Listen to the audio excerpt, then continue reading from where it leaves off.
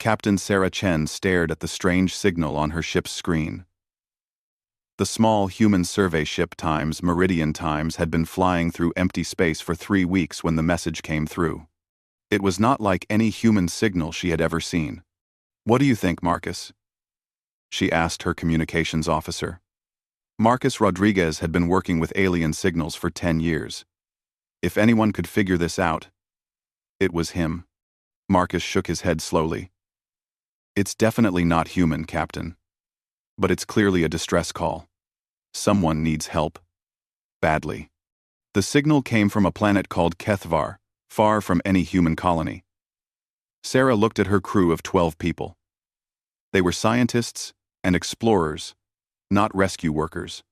Their ship was small and only meant for studying new worlds. "How far away is it?" Sarah asked. 2 days at full speed," answered Lieutenant Kim Park, their pilot. "But Captain, we don't know what we'll find there. It could be dangerous." Sarah thought for a moment. The signal was weak and getting weaker. Whatever was happening on that planet, it was getting worse. She had joined the space service to help people. It did not matter if those people were human or not. "Set course for Kethvar," she ordered. "Maximum speed." 2 days later, the Times Meridian Times came out of faster-than-light travel near a beautiful blue and green planet. But something was wrong. The sun in this system looked sick. Instead of bright yellow light, it gave off dim orange light that flickered like a dying candle. "My God," whispered Dr. James Liu, the ship's scientist. "That star is dying. It should have billions of years left. But something is killing it." As they flew closer to the planet, the crew saw amazing things. Cities that looked like they were grown from giant coral trees covered the land. Tall, beautiful towers spiraled up toward the sky. But many of these structures were dark and empty. "I'm getting life signs," Marcus reported. "Lots of them, but they're all gathering in certain areas. It looks like they're leaving their cities." Sarah ordered Kim to land near the largest group of life signs. As the Times Meridian Times touched down, the crew saw beings like nothing they had ever imagined. The creatures were tall and thin, looking like a mix of plants and people. Their skin was green and seemed to glow softly. Instead of hair, they had beautiful leaf-like growths on their heads. When they moved, patterns of light flowed across their skin like living art. The beings did not run away when the humans came out of their ship. Instead, they formed a circle and waited. One of them, taller than the rest and glowing with more light, stepped forward. The creature touched a device on its arm, and suddenly it spoke in perfect English. "Greetings, travelers from the stars. I am Elder Silvanor, of the Viridian people. We sent the call for help, though we did not expect anyone to answer." Sarah stepped forward and removed her helmet, showing she was not afraid. "I am Captain Sarah Chen of the human ship Times Meridian **. We received your distress signal. What's happening here?" Silvanor's light patterns shifted to sadder colors. "Our sun is dying, Captain Chen. We are a plant-like people who need sunlight to live. As our star grows weaker, our people grow weaker too. We have perhaps 4 months before we all die." Dr. Liu stepped up with his instruments. "Elder Silvanor, may I scan your sun? Perhaps we can find out what's wrong with it." "Of course. But our own scientists have tried everything. Some force from deep space is draining our star's energy. We cannot stop it." For the next several hours, the human crew worked with Viridian scientists. The humans were amazed by Viridian technology. Their machines were grown rather than built, and they could do incredible things with living matter. But even their advanced science could not save their dying sun. "Doctor," Liu pulled Sarah aside. "Captain, I hate to say this, but they're right. That star is being drained by some kind of cosmic phenomenon. It's beyond anything we can fix with our technology." Sarah felt her heart sink.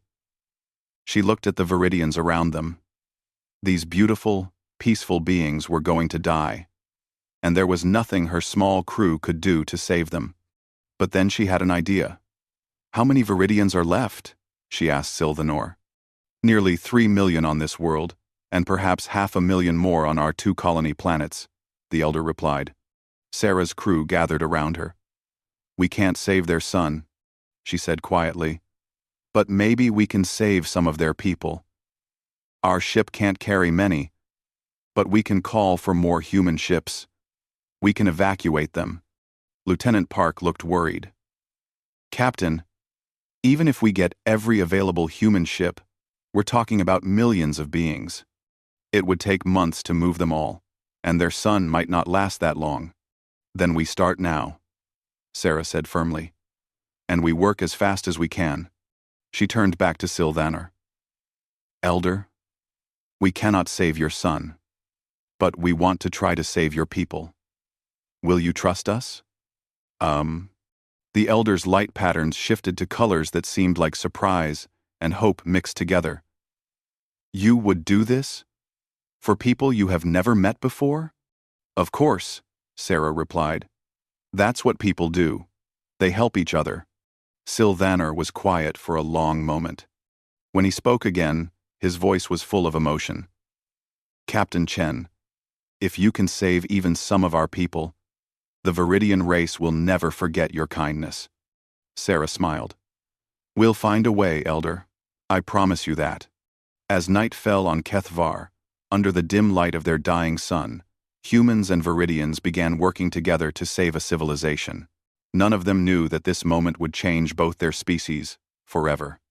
3 months had passed since Captain Chen first promised to help the Viridians. The dying sun above Kethvar had grown even dimmer, casting the world in a permanent orange twilight. What had once been a planet of incredible beauty was now a world of desperate activity. Human ships filled the sky above Kethvar. Chen had sent out emergency calls to every human colony and station within range. The response had been amazing. Cargo ships, passenger vessels, even old mining ships had come to help with the evacuation. But even with over 50 human ships working day and night, they were not moving the Viridians fast enough. "We've evacuated about 400,000 so far," reported Commander Janet Torres from the rescue coordination ship. "But Captain, at this rate, we'll only save about half the population before the star dies completely." Sarah stood in the command center of the makeshift base they had built on Kethvar's surface. Around her, humans and Viridians worked together, planning evacuation routes and modifying ships to carry more people. The cooperation between the two species had been incredible. Viridian biotechnology was helping the humans modify their ships, while human engineering was making Viridian living spaces work in metal vessels. Dr. Liu approached with a tablet in his hands. His face showed both excitement and worry. "Captain, I need to show you something important." He led her to a quiet corner and showed her his research. "The Viridian biotechnology is beyond anything we've ever seen. Their medical knowledge could cure diseases that kill millions of humans every year. Their ability to grow living machines could revolutionize our entire civilization." Sarah frowned. "James, why are you telling me this now?" "We're trying to save their lives, not study their technology." "That's exactly why I'm telling you," Liu replied. "Some of the other ship captains have figured this out too. I've heard talk that we should focus on saving their scientists and engineers first, take their knowledge and worry about the rest later." Sarah felt anger rise in her chest. "We save everyone we can. We don't pick and choose based on what they can give us." "I knew you'd say that," Liu smiled sadly. "I just wanted you to know what some people are thinking. I've made sure my research stays secret until all the Viridians are safe." A loud alarm suddenly filled the air.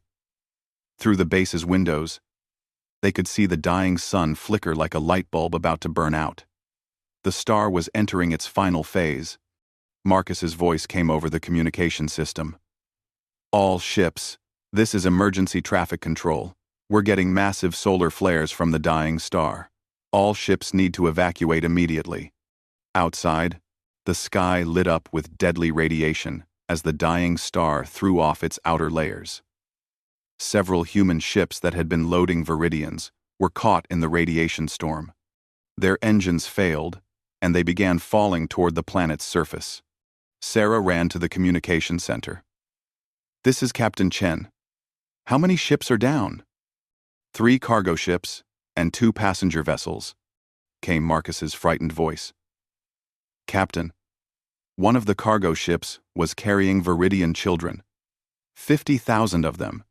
Their ship is losing power and falling fast." Sarah looked at the display screen. The Viridian child ship was indeed falling toward the planet. It would crash in less than 10 minutes. The nearest rescue ship was too far away to help. But Sarah's ship, the Times Meridian Asterisk, was close enough. "Kim, fire up the Times Meridian Asterisk," Sarah ordered. "Emergency launch, now." "Captain," Lieutenant Park replied. "Our ship can't carry 50,000 passengers. We don't have room or life support." "We're not carrying them," Sarah said, as she ran toward the ship. "We're giving them our escape pods." Her crew followed her as she explained the plan. The Times, Meridian Times, had 6 escape pods, each designed to carry 20 people safely through space for several days. If they modified them quickly, they could carry about 2,000 Viridian children each. "But Captain," Marcus said as they reached the ship, "if we give them all our escape pods, what happens to us if our ship gets damaged?" Sarah was already climbing into the pilot's seat. The Times Meridian Times launched into the storm of radiation around the dying star.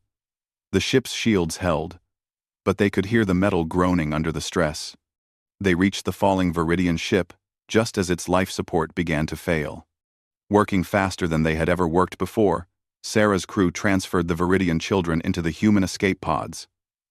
The little beings were scared, but trusted the humans completely.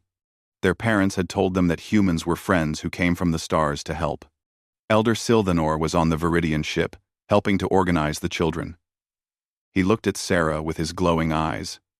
"Captain Chen, you are risking your own lives for our young ones." "They're children," Sarah replied simply.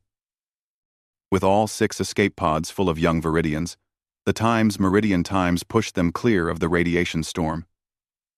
The pods flew safely toward the human rescue fleet, but as they did, the dying star threw off another massive flare.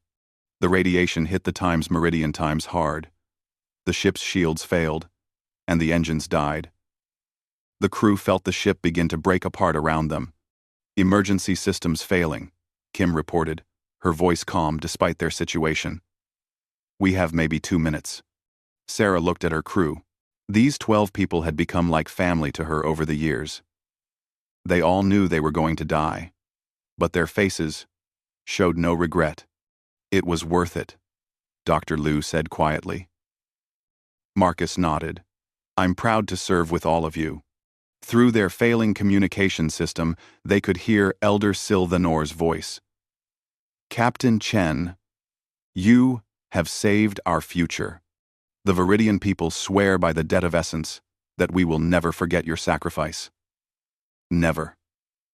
The Times Meridian Times broke apart in the radiation storm. Captain Sarah Chen and her crew died in the cold of space, but their sacrifice saved 50,000 Viridian children who would grow up to change the galaxy.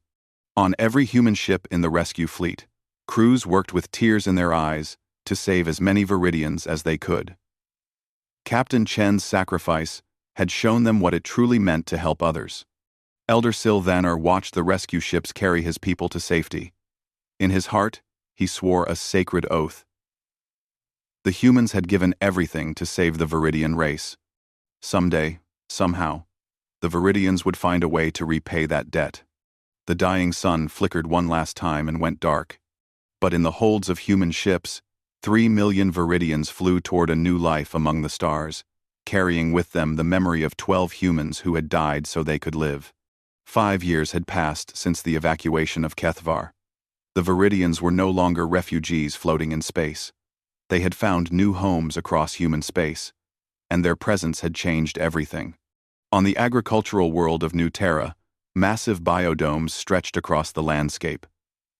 Inside these domes, Viridian families tended to incredible gardens that seemed like magic to human eyes. Plants grew faster and healthier than anything humans had ever seen. Crops that should take months to mature were ready in weeks.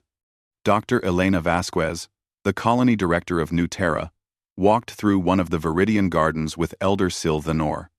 The old Viridian had aged in the 5 years since the evacuation, but his dedication to helping humanity had never wavered. "Your people have tripled our food production," Elena said, amazed by the sight of vegetables growing before her eyes. "Worlds that could barely feed themselves are now exporting food to other colonies." Sil Thanor's light patterns showed modest pleasure. "It is small payment for the gift of life your people gave us. Captain Chen and her crew saved 50,000 of our children. Those children are now young adults, working across human space to help however they can." They paused at a beautiful memorial garden at the center of the dome. 13 crystal trees grew there, one for each member of the Meridian's Times crew. The trees glowed with soft light and would live for thousands of years. The Chen Memorial Gardens exist on every world where Viridians have settled, Sil Thanor explained. "Our children learn about Captain Chen's sacrifice from the moment they can understand words.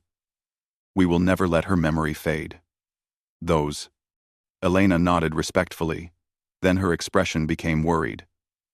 "Elder, I need to ask you about something. We've been getting reports from other colonies about Viridian technology.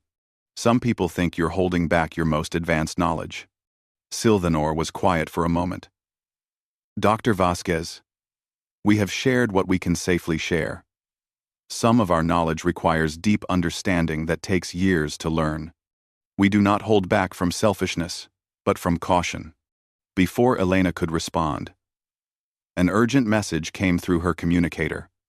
It was from Dr. Liu, who had survived the evacuation and was now leading research on the medical colony of Sanctuary Station. "Elena, thank God I reached you. We have a medical emergency across 3 star systems. A new plague has broken out on Tau Ceti, and it's spreading fast. The disease attacks human DNA in a way we've never seen before. We need Viridian biomedical knowledge immediately." Sil Thanor heard the message, and immediately his light patterns shifted to urgent colors. "Dr. Vasquez, I must speak with Dr. Liu directly." Within hours, Viridian biomedical experts from across human space were working together on the plague crisis. They shared knowledge that they had kept secret for years, revealing the true depth of their medical understanding. On Sanctuary Station, a young Viridian named Lyrandos worked day and night with human doctors. He had been one of the children saved by Captain Chen's sacrifice. Now, 23 years old, he had dedicated his life to serving humanity just as they had served his people. "Dr. Liu," Lyrandos said, his biocomputer growing a new medicine in a matter of hours. "This plague is artificial. Someone created it to attack human genetics specifically." Liu looked shocked. "You're sure?" "Completely sure, but we can cure it. Our biomedicine can repair the genetic damage faster than the plague can cause it." Lyrandos handed Liu a container of living medicine that pulsed with soft light. "This will cure anyone infected within 6 hours." The cure worked perfectly. Within 2 weeks, the plague that could have killed millions of humans was completely stopped. But the crisis had revealed something important to both species.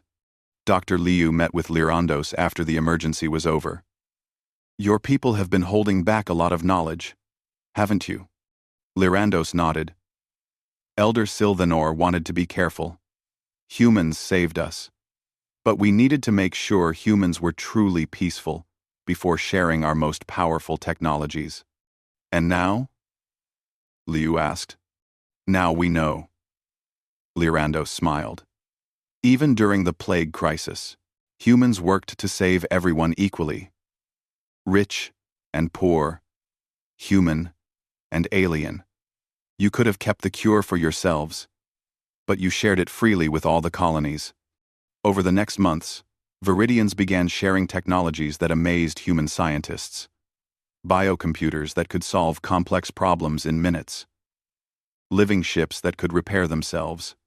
Medical techniques that could cure almost any disease or injury. But Lyrandos had a special project. While other Viridians focused on medicine and agriculture, he studied the stars themselves. He spent his time learning stellar physics, the science of how suns worked. "Why are you studying stars?" Dr. Liu asked during one of their research sessions. Lyrandos was quiet for a moment, then said, "Captain Chen died saving Viridian children, including me. But the reason all my people nearly died was because our sun was killed. If I can learn to heal stars the way we heal bodies, maybe I can prevent other worlds from suffering like Kethvar did." His research led him to ancient Viridian knowledge about stellar engineering. For thousands of years, his people had been able to influence how stars burned. They had kept this knowledge secret because it was so dangerous. A race that could control stars could control entire solar systems. Elder Sylvaner met with the human colonial government on Earth 6 months later. In the meeting room, he carried data crystals containing the most precious secrets of Viridian civilization. "We wish to share our stellar engineering knowledge with humanity," he announced to the shocked human officials. Admiral Harrison, the head of human space exploration, looked amazed. "Elder, do you understand what you're offering? The ability to control stars would make humanity the most powerful species in the galaxy." "Yes," Sylvanor replied. "And after 5 years of living among you, we believe humanity will use that power wisely." He activated the data crystals, revealing techniques for extending star lifetimes, optimizing stellar output, and even healing dying stars. "But more than sharing knowledge," Sylvanor continued, "we want to help humanity directly. Your son, Saul, is stable now, but it will not last forever. We would like to optimize it for you, as a gift." The room fell silent. The Viridians were offering to modify humanity's home star itself. Admiral Harrison found his voice. "Elder, that's incredible. But why? You've already given us so much." Sylvaner's light patterns shifted to deep, serious colors. "Admiral, your people died to save our children.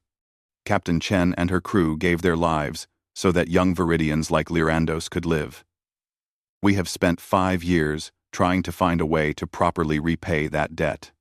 He paused, looking around the room at the human officials. "We cannot bring back the brave humans who died for us, but we can give humanity a gift that will benefit your children's children for millions of years. We can give you a perfect son."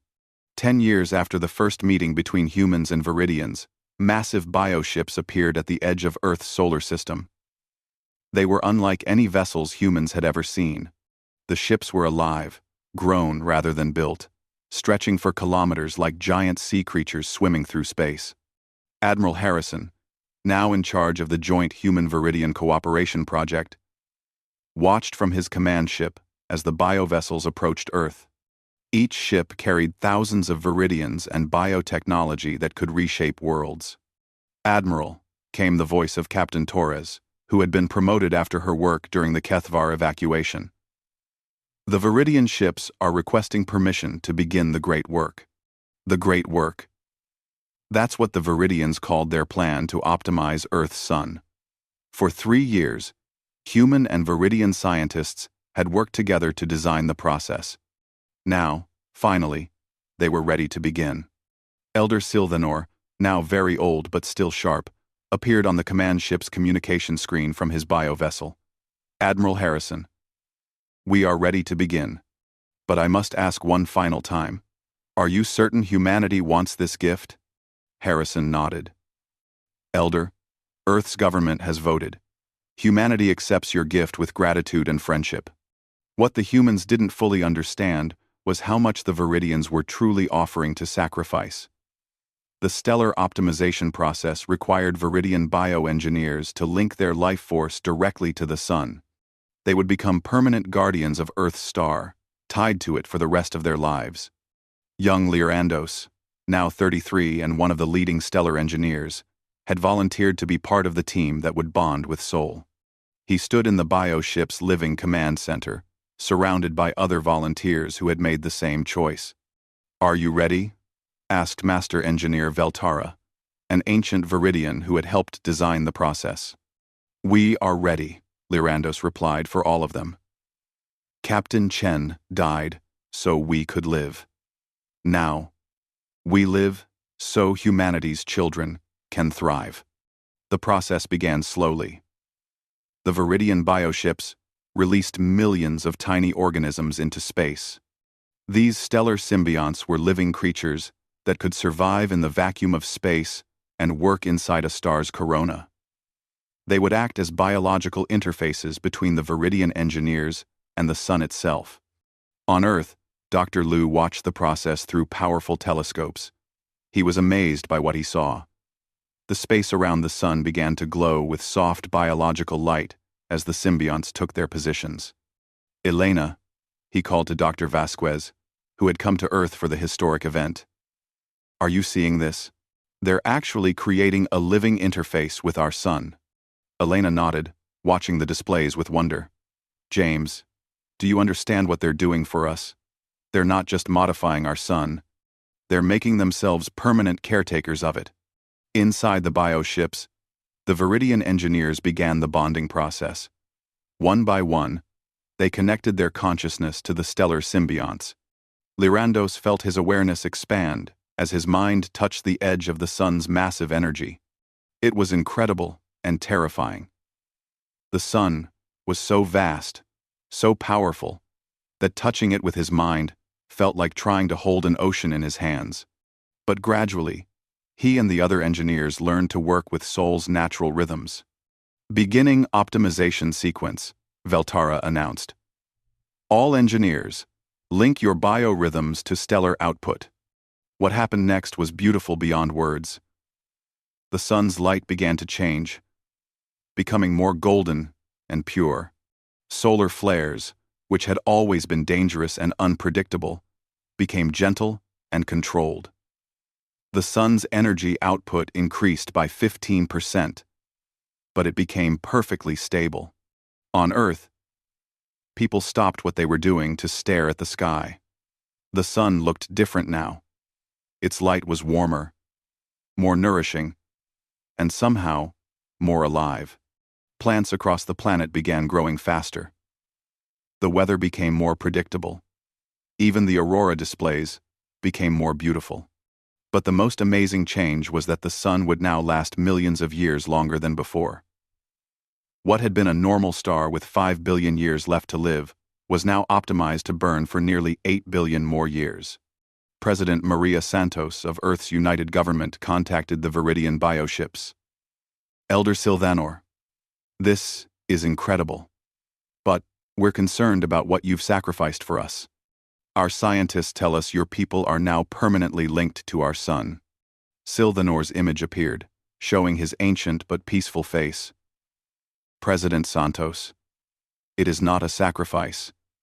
It is an honor. Our engineers can now feel every solar wind, every photon of light that comes from Sol. They are part of something magnificent." "But you're trapped here," President Santos protested. "Your people can never leave this solar system." "We do not wish to leave." Lyrandos spoke for the first time since the bonding. "President Santos, when Captain Chen saved Viridian children, she became part of our people's story forever. Now we become part of humanity's story forever. We are guardians of your sun, and proud to serve in this way." Dr. Liu, listening to the conversation, felt tears in his eyes. "This is beyond any repayment," he said quietly. "They've made themselves eternal protectors of our world." The optimization process took 6 months to complete. When it was finished, Sol burned with perfect golden light that would nourish Earth and its colonies for millions of generations. The Viridian engineers who had bonded with the star could control solar output, prevent dangerous flares, and even influence space weather throughout the solar system. But the gift went beyond just improving the sun. The biotechnology used in the process led to advances in human science that revolutionized their civilization. Humans learned to grow their own living ships, to create biocomputers, and to work with stellar forces they had never understood before. Other alien species across the galaxy began to take notice. Ships from distant civilizations came to study the human-Viridian partnership. They were amazed not by the technology, but by the relationship itself. Ambassador Kex Ryle from the Helian Empire met with human and Viridian leaders 6 months after the great work was completed. "We have traveled here to understand something that seems impossible. Your species saved the Viridians without any expectation of reward. The Viridians have now given you control over stellar forces that most civilizations would kill for. This level of trust and cooperation is unknown in our part of the galaxy." Admiral Harrison and Elder Syl Thanner sat together for the meeting, their friendship now spanning 15 years. "Ambassador," Harrison replied, "we helped the Viridians because it was the right thing to do. They've helped us for the same reason. But surely you realize," Ambassador Kex Ryle continued, "that other species will now seek to form alliances with humanity, hoping for similar gifts?" Syl Thanner's light patterns showed gentle amusement. "Ambassador, that would be wonderful. The galaxy needs more cooperation, not less." As the meeting ended, Lyrandos, now permanently linked to Earth's sun, sent a message to both leaders. "The stellar interface is detecting ships approaching from many different systems. It appears word of our partnership is spreading." Harrison smiled. "Elder, I think our two species have started something important. Looking up at their beautiful, optimized sun, both human and Viridian leaders knew that the great work was more than just stellar engineering.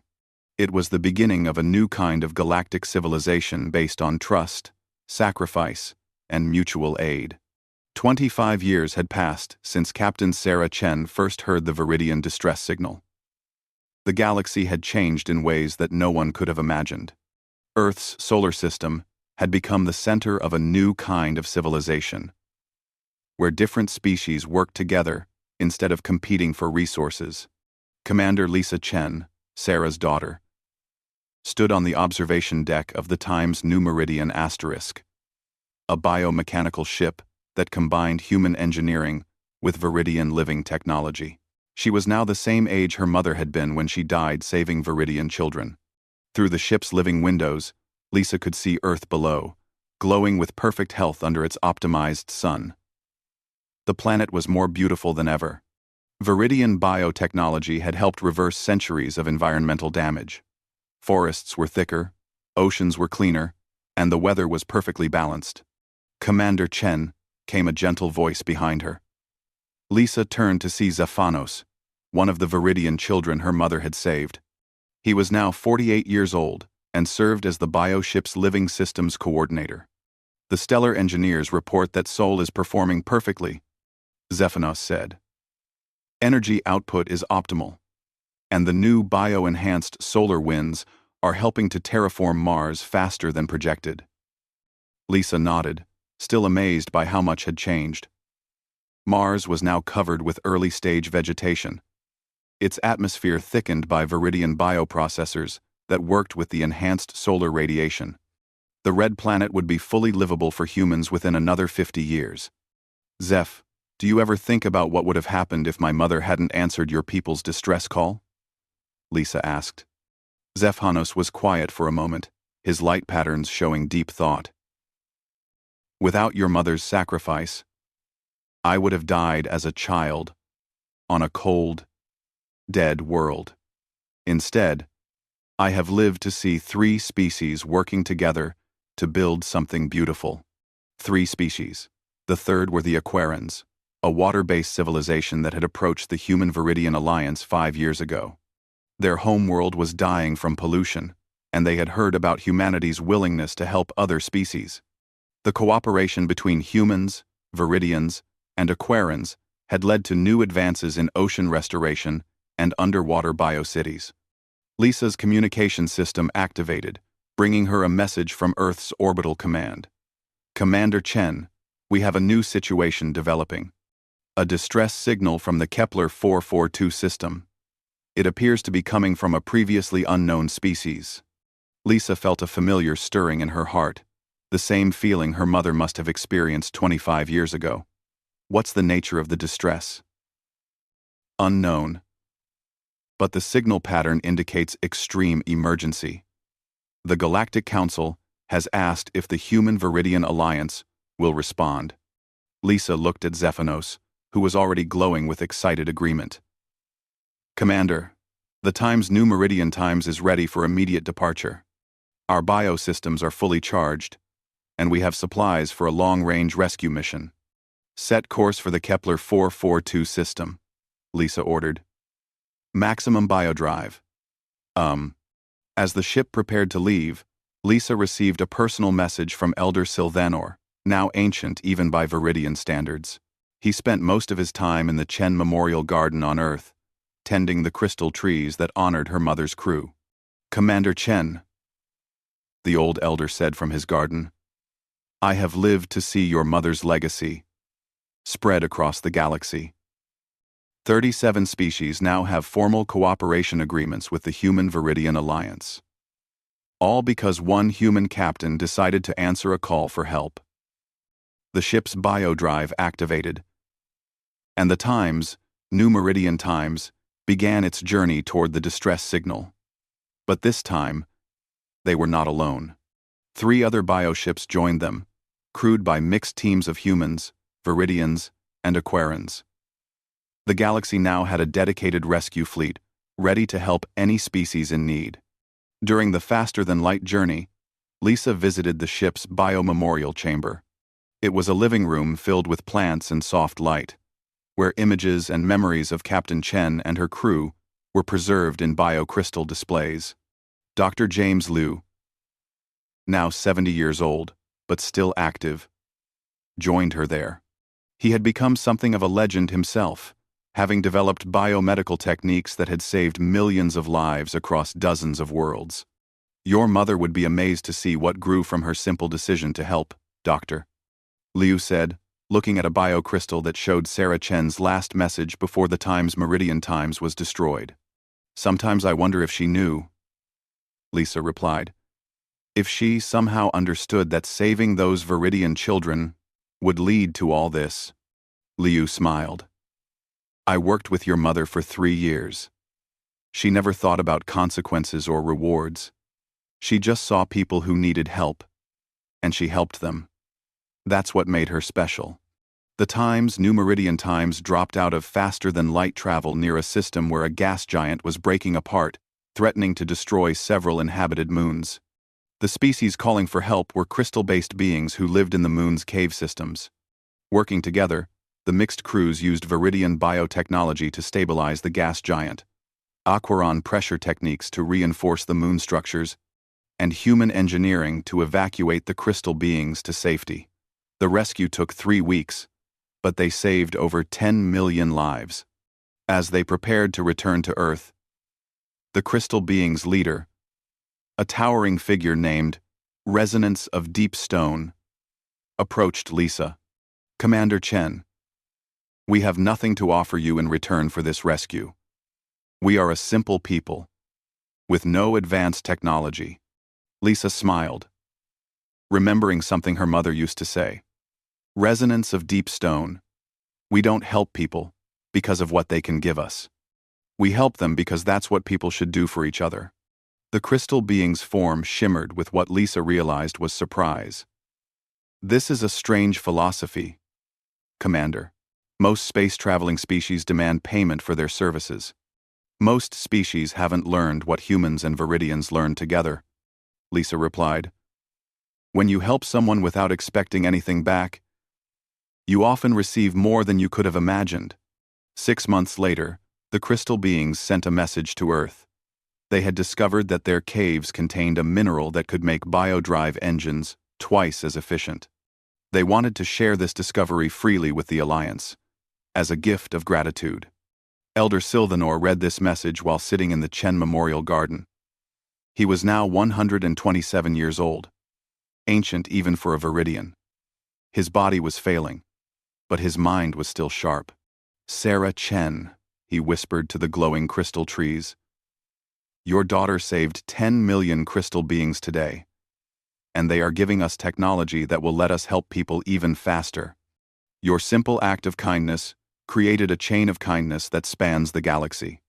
Lisa visited him that evening, finding the old elder sitting peacefully among the memorial trees. Commander, Sylvanor said softly, I am dying. My time is ending soon. Lisa felt sadness wash over her. Sylvanor had been like a grandfather to her, sharing stories of her mother and teaching her about Viridian culture. But before I die, the elder continued, I wanted you to know something important. The debt of essence that we swore to your mother is now fulfilled. We have repaid her sacrifice with the gift of soul's optimization and our eternal guardianship of your star system. He paused, his light patterns growing dim but peaceful. However, what began as a debt has become something greater. It has become friendship between our peoples that will last forever. Your mother's sacrifice did not just save Viridian children. It taught both our species that the galaxy is better when we help each other. Sylvanor died peacefully 3 days later, surrounded by humans and Viridians who loved him. His death marked the end of an era, but also the beginning of something new. At his funeral, attended by representatives from 43 different species, Lisa Chen spoke on behalf of both humanity and the Viridian people. Elder Sylvanor often said that my mother's greatest gift was not saving his people, but showing them what it means to help others without expecting anything in return. Today, that lesson guides a galactic alliance of species who have learned to work together instead of fighting each other. Looking up at Earth's perfect golden sun, surrounded by friends from dozens of worlds, Lisa knew her mother's legacy was secure. The galaxy had become a place where the strong protected the weak, where technology was shared freely, and where no distress call went unanswered. Captain Sarah Chen's simple decision to help strangers had indeed remade worlds. But more than that, actually, I was not a world. It had remade the galaxy itself into something more beautiful, more hopeful, and more united than anyone had ever dreamed possible. And in the biostellar interfaces that surrounded Earth's sun, the consciousness of Lyrandos and the other Viridian engineers continued their eternal watch, ensuring that the light of compassion would shine on humanity's children for millions of years to come.